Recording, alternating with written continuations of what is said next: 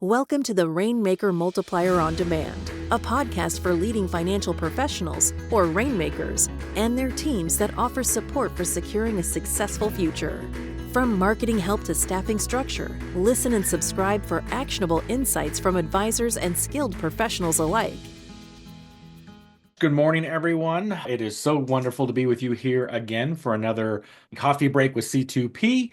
Very excited about our topic today on effective team building practices and culture, which is kind of I would say something that flies under the radar at a lot of firms. For those of us that are sports fans, we probably know the difference and have seen the difference between a really good locker room culture and one that's maybe a little bit more dysfunctional. Cowboys. So we can see those things in action as we look at them, obviously, on Sundays, especially during football season. But we are going to dive into it a lot deeper today. I am very excited to be joined by Josh Freeberg. He is a highly skilled and experienced exchange facilitator, known for his ability to create transformative experience that create deep human connection at speed and scale. Many of you probably recognize him as an MC for many of our events, including our most recent Mastermind Team Retreat in Clearwater Beach. We always love his energy, his passion, and his ways of getting people engaged. So without further ado, Josh, thank you so much for joining us this morning for today's topic. Absolutely. I'm really excited to be with you all. So let's dive right in. Again, everyone knows the forum. This is open forum. If you have questions as we go along, please feel free to throw them in chat. Raise your hand, just unmute and ask. So Josh, first question for you. A big influence on a company's team building practices is the company's own culture. Could you kind of walk us through the connection between the two of those? Yeah, it's interesting because, those can become really big corporate-y buzzword things. And I think one thing that's really important is to know that company culture is not bowling and pizza parties, right? Like that's what people do to actually try and cover over unhealthy team culture, right? Your team culture is how you and your team agree to treat each other.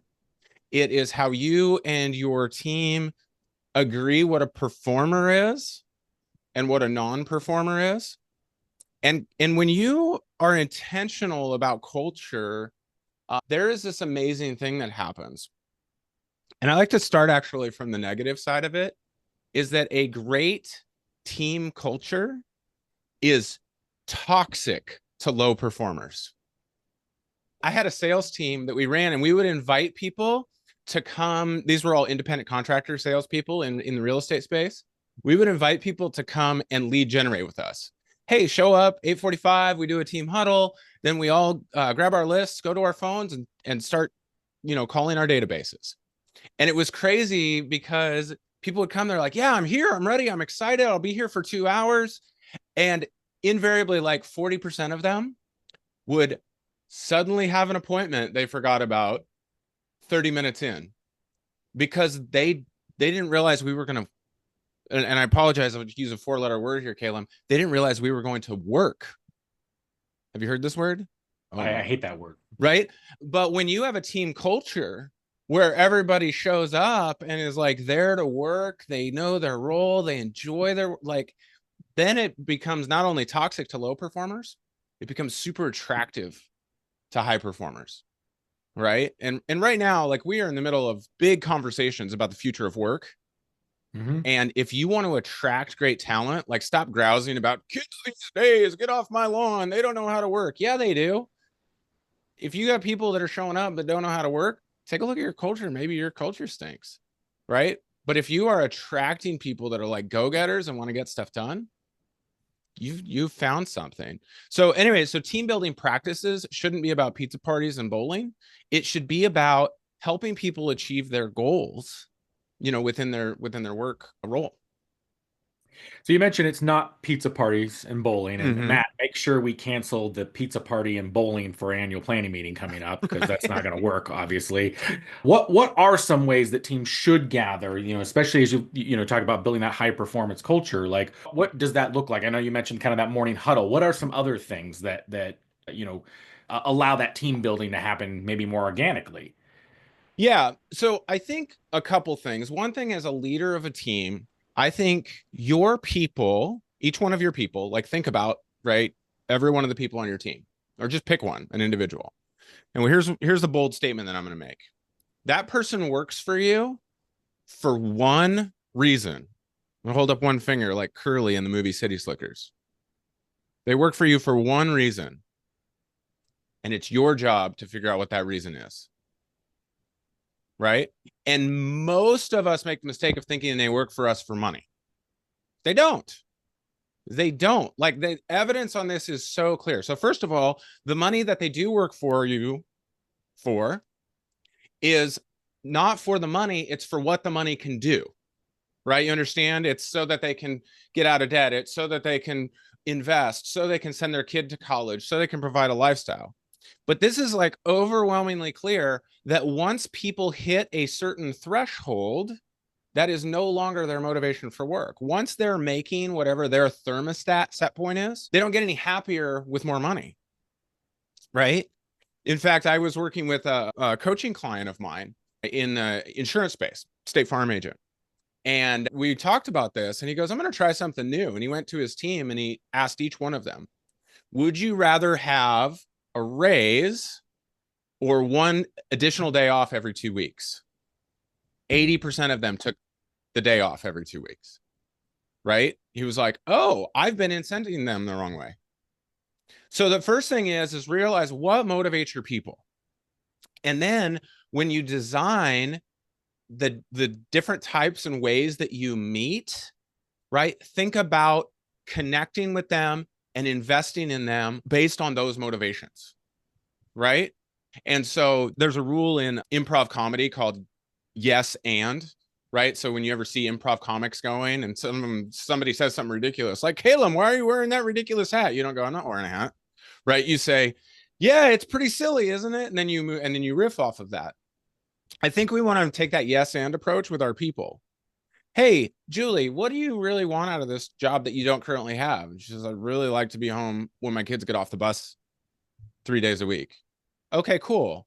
Yes. Here's how we can make that happen for you. Start to be creative and go, here's how we can do that. And then when you are connecting on a team basis, it's like, hey, Julie, you wanted to be home 3 days a week. In order to do that, our social media posts had to be up on a consistent basis, and we had to be hitting these appointment metrics. How are we doing on that? Right? So that we're connecting the dots back to our people's motivation. And then when we're supporting people get what they want, because your people don't work for you for money, right? They work for you because they have a vision for their life, spoken or unspoken, and they think working for you is the best way for them to get there. Does that make sense?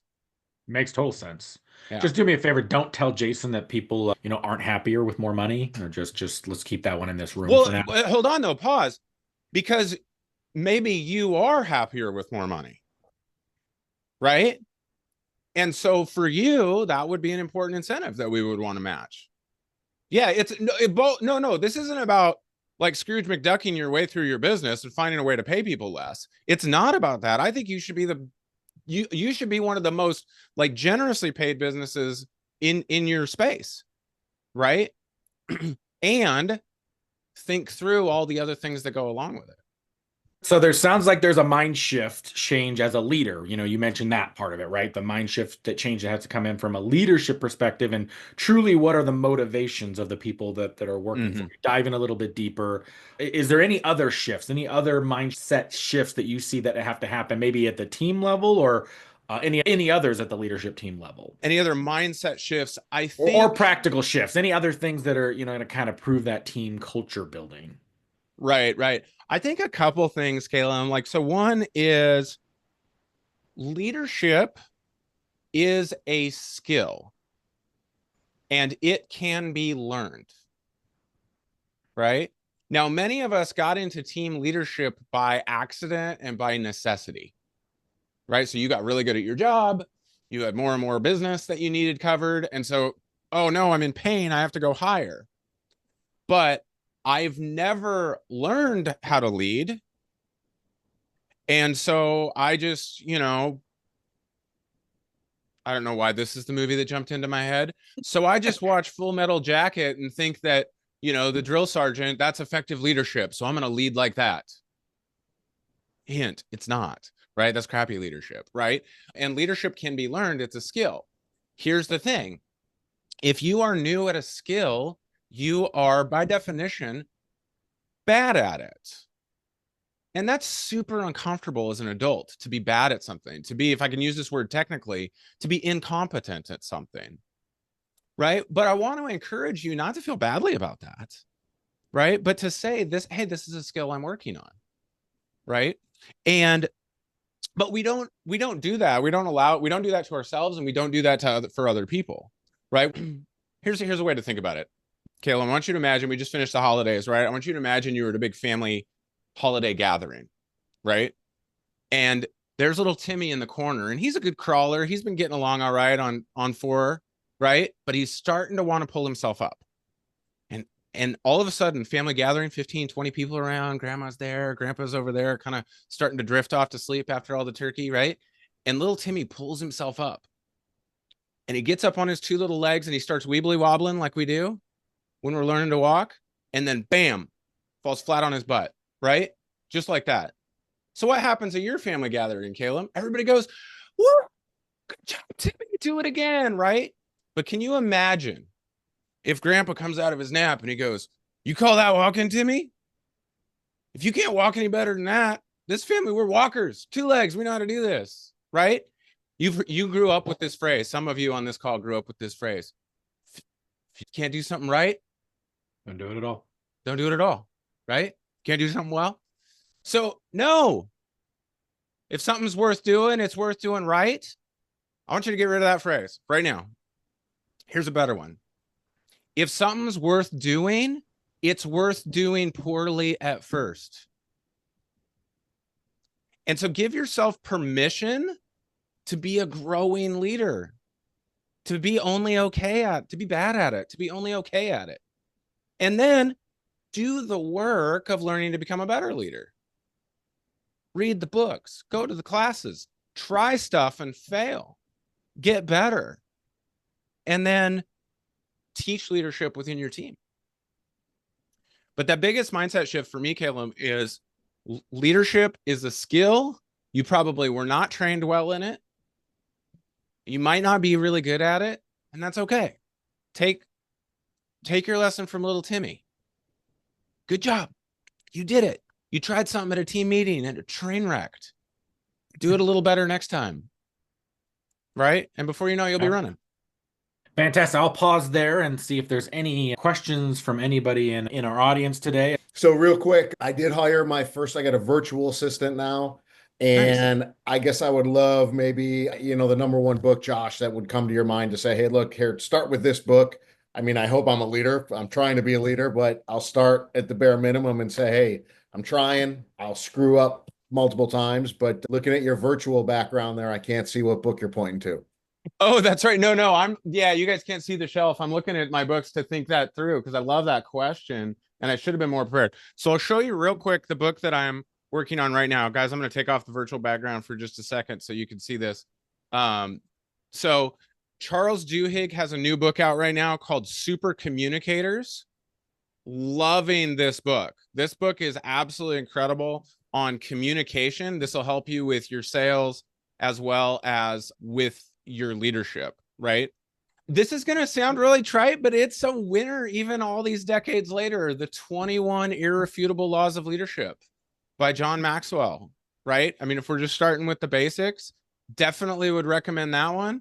Also, Start With Why by Simon Sinek. Love that book. And then the last one, I'll go with another classic. So it's 2 new books, 2 classics. The other classic I always recommend is 7 Habits. Stephen Covey. I read it every other year, no matter what. That book is so rich. So those are a couple.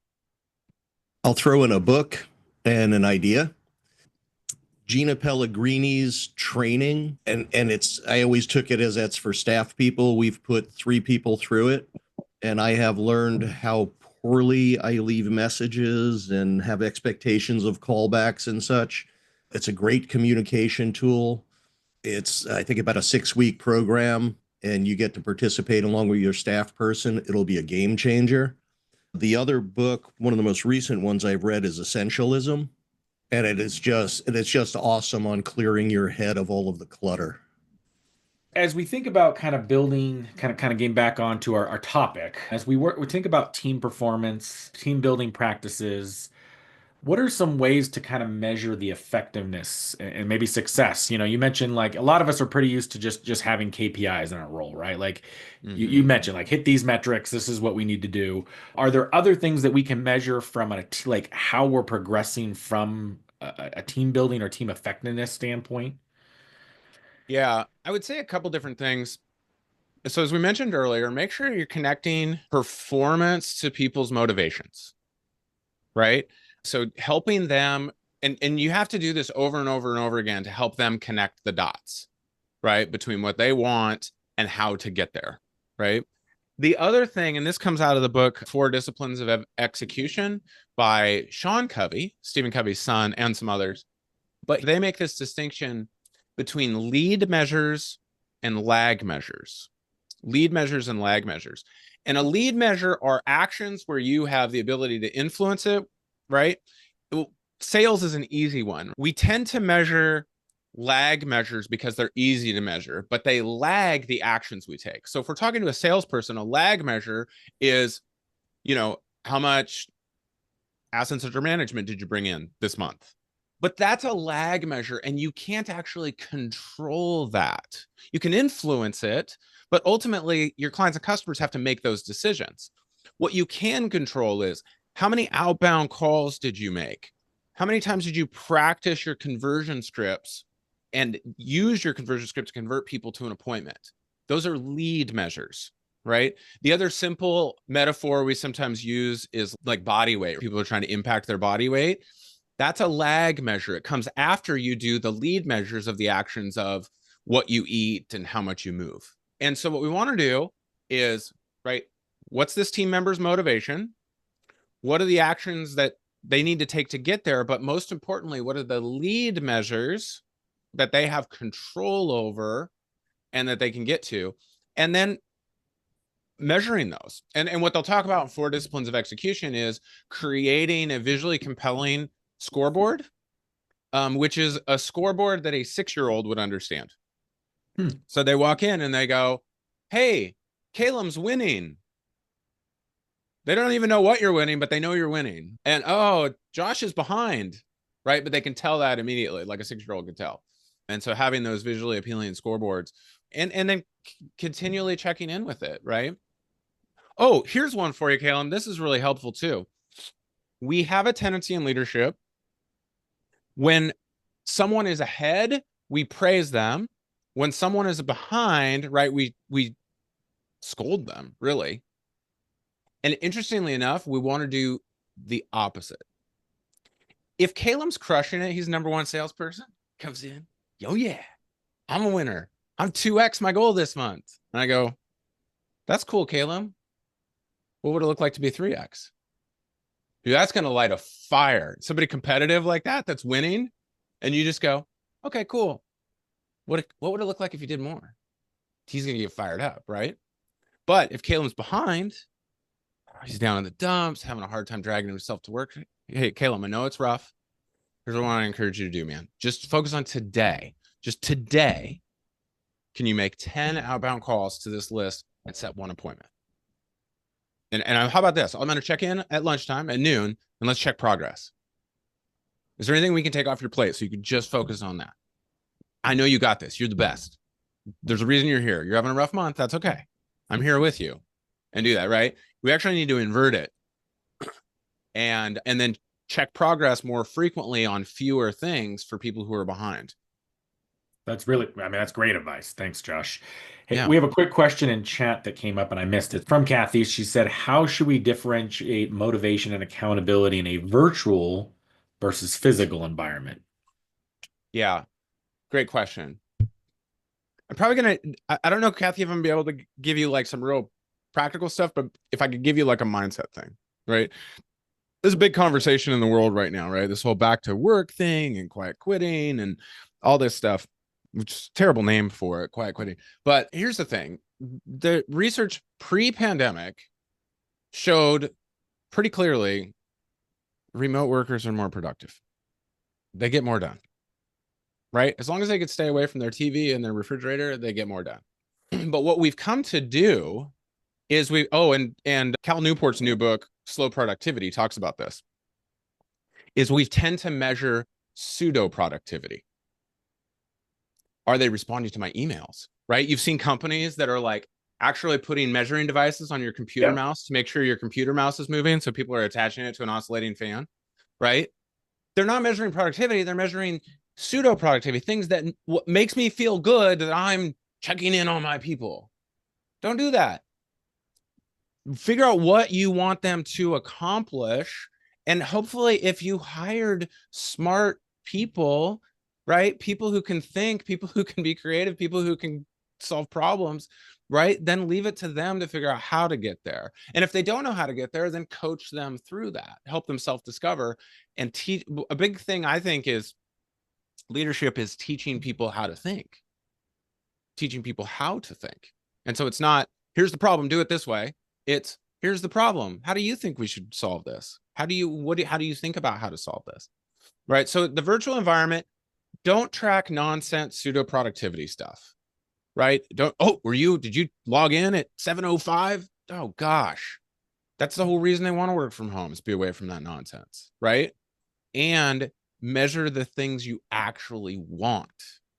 Very helpful. Kathy, I hope that answered your question. We've got just a few minutes left, so if there's any other questions, I will pause a little longer this time, Jamie, and just give everyone a chance to ask if you do have any additional questions. One other thing that came in the chat is there was a lot of books mentioned in this coffee break today. We got a whole reading list. So we'll try to get it more of a curated list. Maybe when we put this out as a podcast, we can do that, Matt, as part of that. So it sounds like there's a huge demand for curated reading lists from everyone here in the call today. So maybe that's again, like I said, something we can take away as an action item to get everyone's kind of best suggestions at times on books they're reading that have been impactful. Like you, Josh, I love reading Seven Habits. I do it pretty much every year just because I feel like it's just one of those books that you constantly want to kind of fresh on. So, Josh, any other tips, advice as we kind of wrap up in the last few minutes here from a team building, productivity standpoint? We talked about, obviously you talked about low performers and kind of helping coach them, but are there times where it's just, you just realize it's not going to work? And I've seen that sometimes low performers will drag down high performers because they almost poison the culture. Is that a fair statement, or is that, maybe me needing to go back and do a little bit leadership skill building? Yeah. I heard it said that your tens do not turn your fives into eights, right? Your fives turn your tens into sixes, right? I mean, think about how you parent. Hey, kids, I don't want you hanging out with that person. That's a dangerous path you're going down. And yet we bring those people into our teams and then don't have the courage to fire them. I was watching, I'm not a huge Gary Vee fan, but sometimes he's so pithy, it's hard to pass him up. But somebody was asking him, like, what's the fastest way to change my company culture? He said, firing. He's like, if your top salesperson is toxic, when you fire them, you just communicated something so valuable to your team, which is like, we don't deal with prima donnas here. Like, we support each other, we care about each other, like whatever company culture you're trying to be. If you want a company culture of prima donnas, I suppose you can do that, but I wouldn't work for you if you did. I think so one thing is, when you are thinking about letting somebody go, it's already too late. Oh, you waited too long, right? Be really clear about it. And coaching them to like self-discover, I think, is really valuable. And then here's the last thing, and definitely I recommend that Cal Newport book, Slow Productivity, helping your people identify what are those most important tasks, right?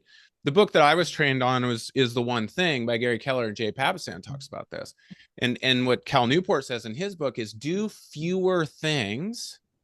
Or the book that Joe mentioned, Essentialism, says do less but better. Mm-hmm. It doesn't mean do less total volume. It means do fewer things really, really well. Because when you add more things to your list, more different, distinct actions, you also add this like extra load of byproduct activities that go with it. But if you're like, listen, if you only get one thing done today, Caleb, it's this, right? Or I've said it this way. Hey, there's 20 things on your job description. What's the one that if you do it and don't do the other 19, you still have a job tomorrow? Or said the other way, what's the one that if you do the other 19 and don't do that one, you'll lose your job? Okay, great. Do that one exceptionally, and then negotiate how we're going to maybe get to some of the others. Teach your people how to do that. Teach them how to protect their time around that. We tend to overload our people with stuff, but don't teach them how to protect their time. And then creating a space and a culture. I have a team that I coach that has something they call their kick-ass hour. And in their kick-ass hour, they are in an appointment with $1 billion client, is what that means, right? It's the same culture. We protect that person's time like they're in an appointment with $1 billion client, when in fact, what they're doing is working on the marketing plan or calling their database or finishing the TPS report, whatever it is. You got all the movie references today. Love it. Josh, I just wanted to do a quick plug for you. Thank you so much for joining us today. Your advice was fantastic. If you want more, if you want to engage with Josh more, he is on our Mentor Connect platform. So don't forget you have your Mentor Connect calls for those of you that are part of Rainmaker Multiplier Division. Connect with Josh, obviously engage him more on this topic or other topics. But just want to say thank you all for being here today. Josh, thank you for being our guest barista today. Thank you for the questions. Thank you for the interaction. We will see you again next week. Next week's topic is protecting your data in a digital world. Something I know that is highly relevant today, especially as AI gets better and better. So till that, have a wonderful week, and we'll see you next week. Thanks for tuning in. This podcast was brought to you by C2P, an organization whose purpose is to educate, train, grow, and support holistic financial advisors so families can achieve true prosperity.